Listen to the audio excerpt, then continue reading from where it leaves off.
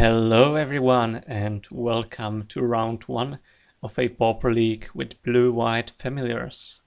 As you can see, I'll be doing the videos for this league in the replay mode. That is only because the deck is so time intensive. I do not want to time games out because of that, or play too fast and not be able to provide sufficient commentary. We are on the play with a pretty nice hand. Might seem a little land heavy, but all we really want to do is make a land drop for each of our turns, so it's actually pretty great.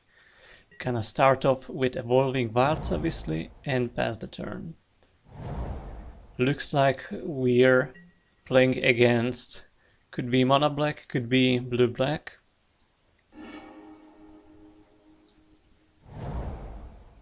Getting an island and gonna get a second basic with the Ashbarrens on my turn and play out Azir's Chancery. You basically want to play out the bounce lands whenever you got the opportunity to, as long as you don't have to discard.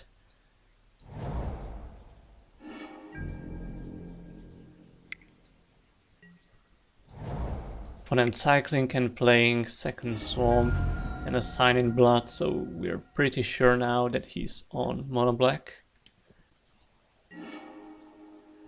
And what I'm gonna do here is play out a basic and start off with Seagate Oracle.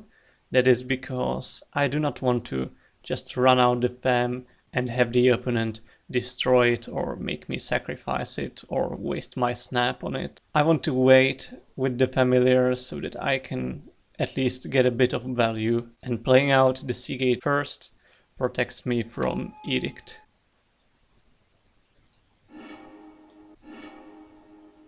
We're getting the deep analysis here and passing the turn.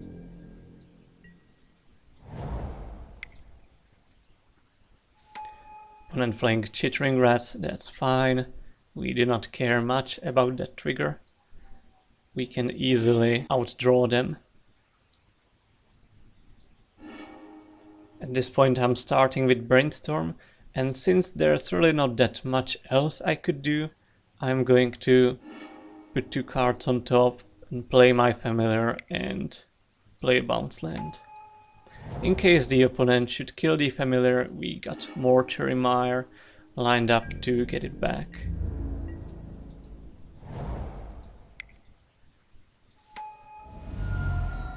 But looks like opponent is just going to play a Phyrexian Rager and pass the turn to us, which is great because now we can resolve a Muldrifter. Obviously we could have evoked and snapped and tried to get even more cards, but then we would presumably just have to discard them.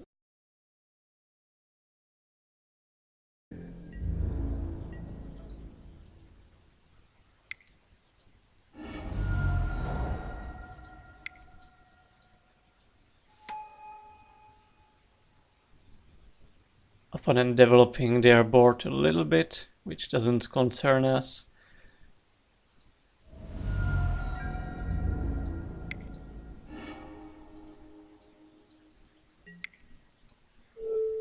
Now we can really start drawing some cards.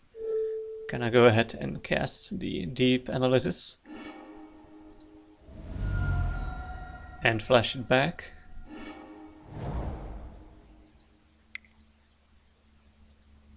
And I'm not worried about holding up Snap for his removal. Instead, we prefer to tap out with this deck and spend our mana in the most efficient way. Should the opponent kill some of our creatures, we already have the Mire to get them back later.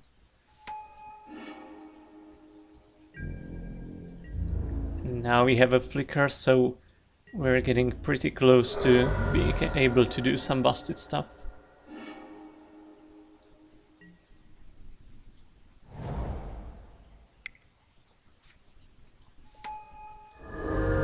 Opponent playing a Gary, which I guess we should worry about a little bit if he has another one lined up. Okay, and now there's the turn where we can really start going off. Gonna attack with the Mulldrifter first, so that we do not miss out on damage. And then I'm gonna start off by snapping the Mulldrifter. Opponent's got a disfigure, but that's fine, we get another snap. This will untap both our bounce lands, effectively netting us 3 mana. We're gonna play a Mnemonic Wall, getting a snap back, and then continue evoking and snapping Mulldrifters.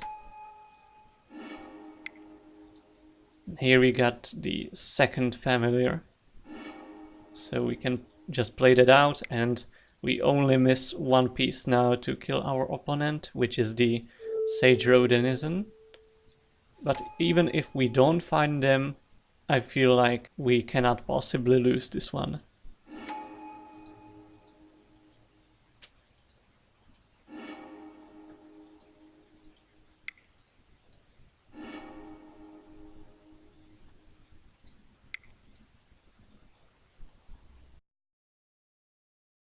More Mulldrifter triggers.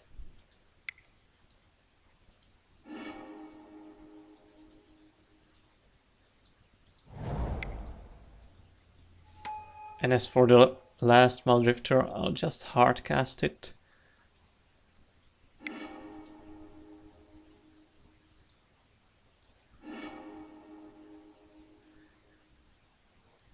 At this point it looks like we are not finding the full combo this turn, but there is no way we can die next turn. Even a Gary won't do the trick. And so I'm trying to do it in a way that even if the opponent plays a rat and destroys all my board, I still have enough follow-up in my hand to rebuild very quickly.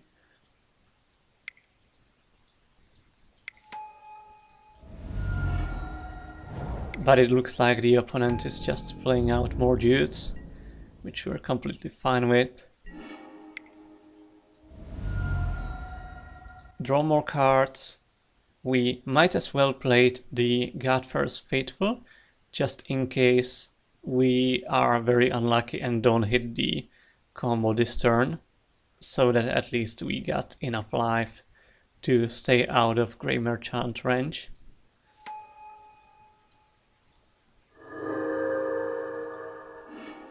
But it looks like we're fortunate enough and hit the Sage Row off of this Preordain, so that should do it. What we're gonna do now is play out the Sage Row and start flickering our Mnemonic Wall and an island. Ghostly Flicker only costs 1 blue, which we get by untapping the island, so this is infinite loop that mills the opponent for 2 cards every time we do this.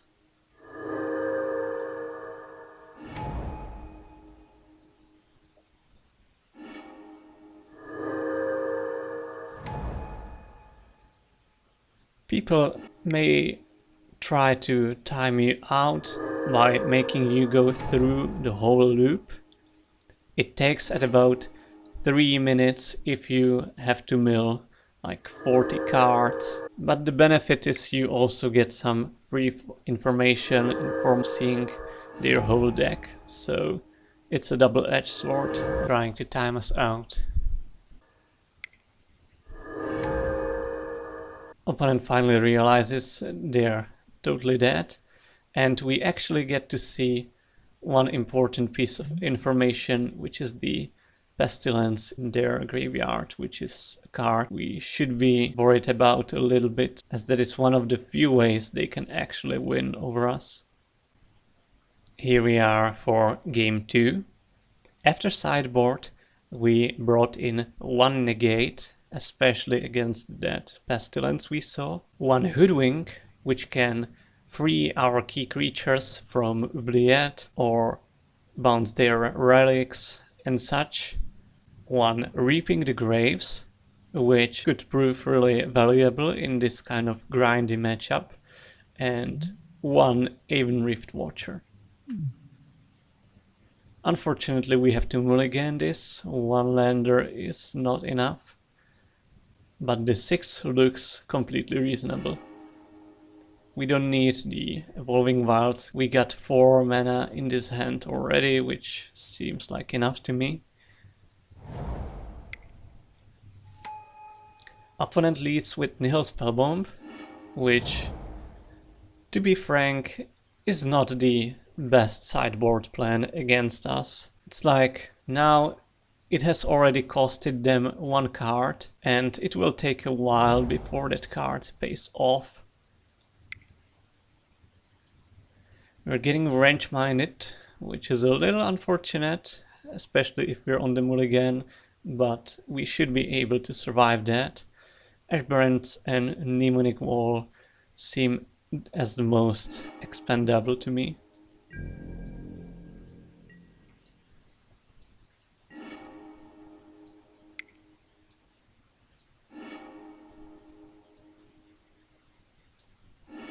Preordain doesn't look bad, keeping both of these two and playing out the Chancery.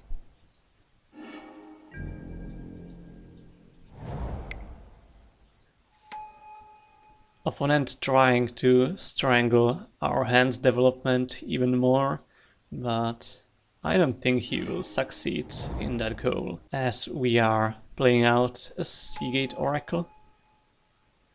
We know we have a Seagate on top, which is superior to the Flicker at this moment.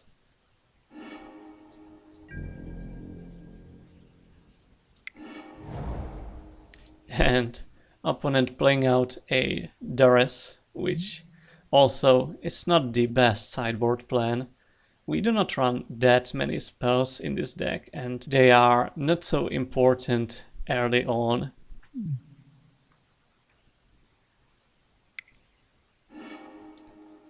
Edicting our Oracle is also fine. It has already given us a card. And we got another one lined up to go next. But first we're gonna Fateful, play out the Ashbarrens just as a colorless source, and get the Seagate down.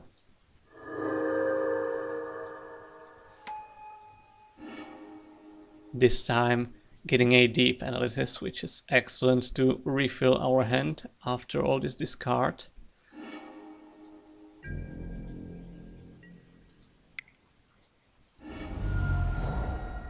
Opponent has some draw spells of their own, but they cannot match the power of our card draw by any means.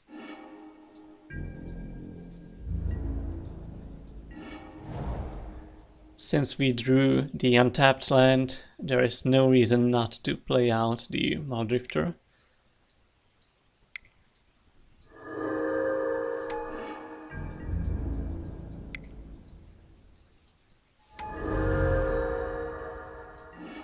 Opponent's got a Gary, but that's not too threatening quite yet, as we can just block his guys. We're gonna go ahead and keep casting Muldrifters, seems like a good idea to me.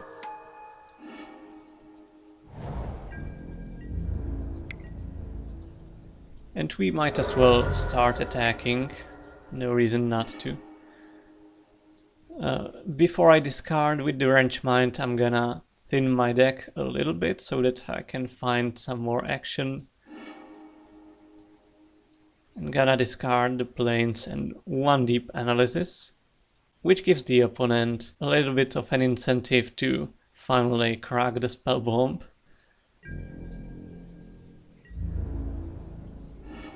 But that seems fine to me.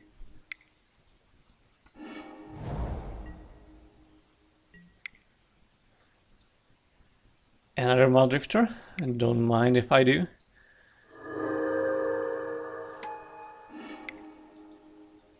Gonna try to hit a land drop, maybe a bounce land, but no luck on that, it seems. But that's okay too. I would like to get a black source soon, also so that I can have Reaping the Graves up. Opponent finally decides to attack. We're fine trading the Muldrifter for a rat.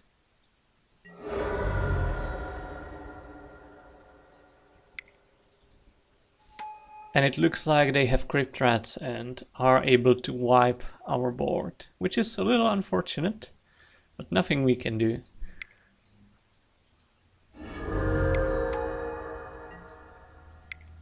Another spell bomb will make this reaping a little trickier to resolve, but it's still doable.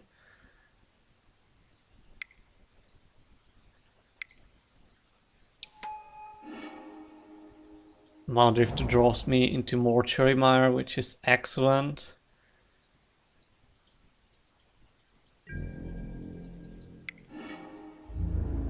We get our Muldrifter edicted, but whatever.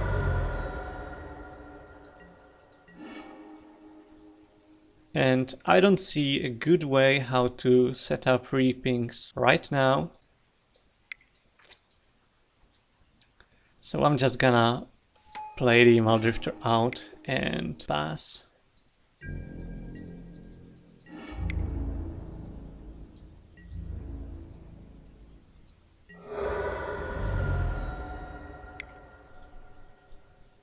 Looks like the opponent also brought in some land destruction from their sideboard, which is a much better plan than the spell bombs and Duresses. Obviously early on in the game he would have hit the bounce land, but now it seems like Mortuary Mire is the best land we have.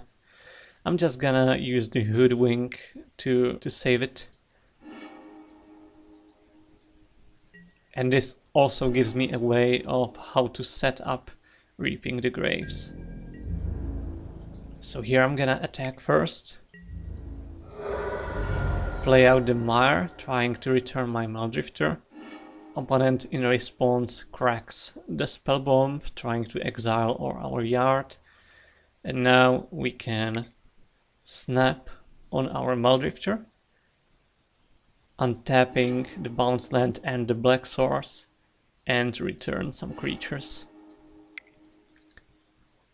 I realized we could have played the Seagate in before this, which would have probably been better to get an extra storm, but I think 3 Muldrifters in hand should do the trick.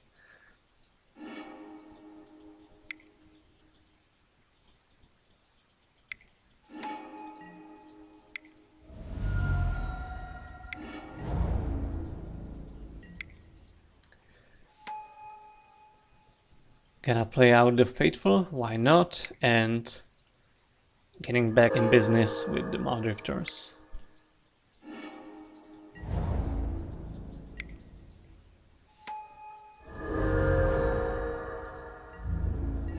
Opponent starts to drain us a little bit, but nothing a couple of God-First Faithful couldn't manage.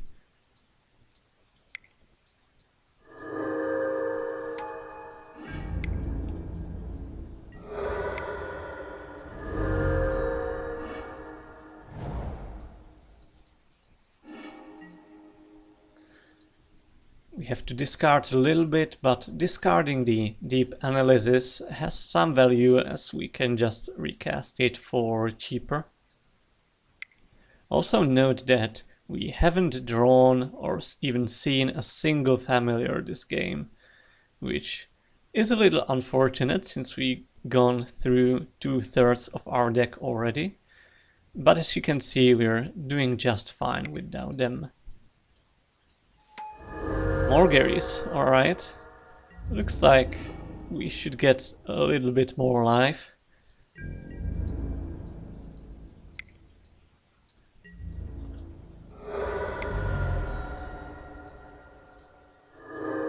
So I'm gonna play out the other Muldrifter, and here I'm actually gonna hold up the negate. I figured that one of the few ways I could come close to losing this game is the opponent playing out and popping Pestilence on their next turn, so I'd rather be safe from that one.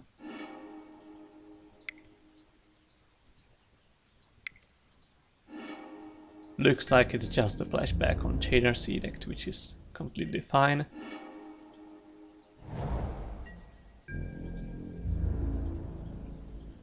Gonna swing for 6 in the air. Deploy the Rift Watcher, which is lethal next turn. Draw a bunch more cards and pass.